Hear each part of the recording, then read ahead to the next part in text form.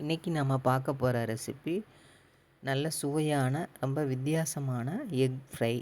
ரொம்ப சுவையாக இருக்கும். ஒயிட் ரைஸு, தோசை, உப்புமா கூட எல்லாம் வச்சு சாப்பிட்றதுக்கு ரொம்ப நல்லாயிருக்கும். நம்ம முட்டையில் நிறைய விதவிதமான டிஷ்ஷெல்லாம் பண்ணலாம். இப்போ நம்ம பண்ண போகிறது ரொம்ப ஈஸியாக சட்டுன்னு ஒரு 10 நிமிஷத்தில் நல்ல காரசாரமான பூண்டு மிளகு முட்டை வறுவல் தான் எப்படி செய்கிறதுன்னு பார்க்க போகிறோம். அதுக்கு தேவையான பொருளை பார்த்துடலாம். ஒரு 6 முட்டை எடுத்து வச்சுருக்கேன். பூண்டு ஒரு 10 to 15 பல் சேர்த்துக்கலாம். ஜீரகம் 1 டீஸ்பூனு, சோம்பு 1 டீஸ்பூனு, மிளகு 1 டீஸ்பூனு, வெங்காயம் பெரிய வெங்காயம் 1 வெங்காயம், பச்சை மிளகாய் 1, இதெல்லாம் நம்ம எடுத்து வச்சுக்கலாம். இப்போ இதை நம்ம மசாலா அரைக்கிறதுக்கு ஒரு மிக்ஸி ஜாரில் 15 பல் பூண்டு, 1 டீஸ்பூன் சோம்பு, 1 டீஸ்பூன் மிளகு, 1 டீஸ்பூன் ஜீரகம், 1 டீஸ்பூன் மிளகாய்த்தூள் இதெல்லாம் சேர்த்து ஒரு 2 ஸ்பூனு தண்ணி விட்டு நல்லா நைஸாக அரைச்சிட்டு வந்துடலாம். இந்த மாதிரி இப்போ ஸ்டவ்வில் கடாய் வச்சுருக்கேன். அதில் 2 டேபிள் ஸ்பூன் எண்ணெய் சேர்த்து 1 டீஸ்பூன் கடுகு சேர்த்துருக்கேன். 1 கொத்து கருவேப்பிலை சேர்த்துக்கலாம். அதோட ஒரு பச்சை மிளகாயை பொடியை கட் பண்ணி சேர்த்துக்கலாம். ஒரு பெரிய வெங்காயம் கட் பண்ணி சேர்த்துக்கலாம். எல்லாம் சேர்த்து நல்லா வதங்கி வரணும்.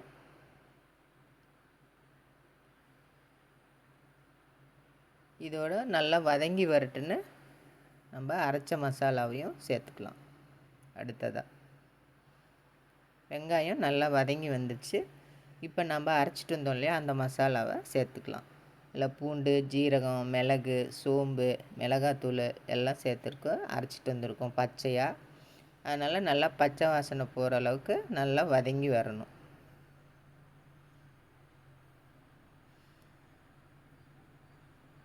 ரொம்ப ஈஸியான ஒரு டிஷ்ஷு. ரொம்ப சட்டுன்னு செஞ்சு முடிச்சிடலாம். ரொம்ப டேஸ்ட்டாகவும் இருக்கும். நல்லா அந்த எண்ணெயிலேயே வதக்கி விட்டுறலாம். இப்போ நல்லா வதங்கி வந்துடுச்சு.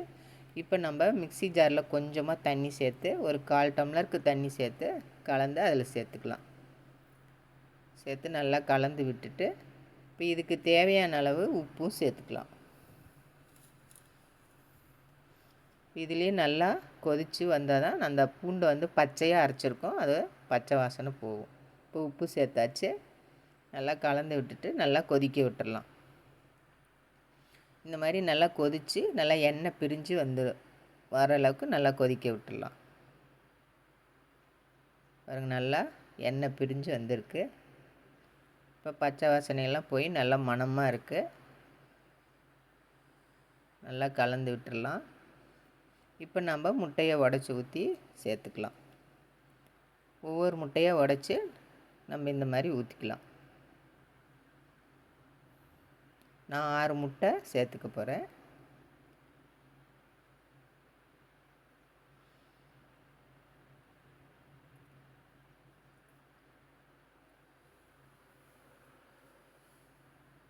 நல்ல காரசாரமாக சூப்பராக இருக்கும்.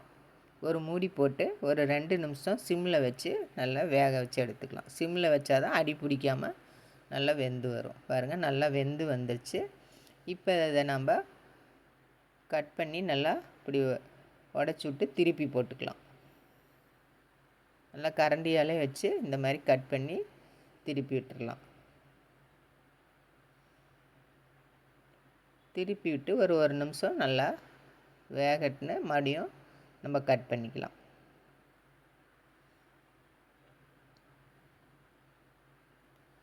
ரொம்ப அருமையாக இருக்கும். சட்டுன்னு செஞ்சு முடிச்சிடலாம்.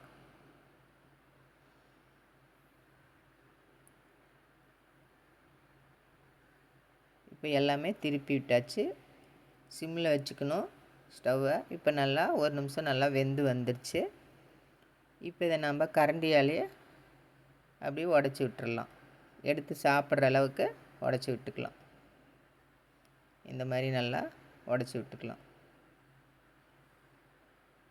இது நம்ம சாப்பாட்டோடு சேர்த்து சாப்பிட்றதுக்கெலாம் அவ்வளோ அருமையாக இருக்கும். தோசைக்கும் நல்லாயிருக்கும். எல்லா மெயின் டிஷ்க்கும் சைட் டிஷ்ஷாக வச்சு சாப்பிட அவ்வளோ அருமையாக இருக்கும். கடைசியாக நம்ம மல்லி இலை தூவி கலந்துக்கலாம். நல்ல வாசனையாகவும் டேஸ்ட்டாகவும் இருக்கும். இதே மாதிரி நீங்களும் உங்கள் வீட்டில் ஒரு டைமு செஞ்சு பாருங்கள். அவ்வளோ அருமையாக இருக்கும். இப்போ நம்மளுடைய பூண்டு மிளகு முட்டை வறுவல் ரெடி ஆயிடுச்சு. சாதத்தில் வச்சு சாப்பிட்டா அவ்வளோ சூப்பராக இருக்கும். ஒயிட் ரைஸ் கூட ஒரு டைம் செஞ்சு கொடுத்தீங்கன்னா மறுபடியும் செய்ய சொல்லி கேட்பாங்க. அந்த அளவுக்கு ரொம்ப சுவையாக இருக்கும். நீங்களும் உங்கள் வீட்டில் செஞ்சு பாருங்கள். நல்ல காரசாரமாகவும் இருக்கும், நல்ல டேஸ்ட்டாகவும் இருக்கும். ஒயிட் ரைஸ் கூட தோசை கூட எல்லாமே வச்சு சாப்பிட்றதுக்கு ரொம்ப அருமையாக இருக்கும். இந்த மாதிரி செஞ்சு கொடுத்தீங்கன்னா இன்னும் செய்ய சொல்லி கேட்டு வாங்கி சாப்பிடுவாங்க. அந்த அளவுக்கு அருமையாக இருக்கும்.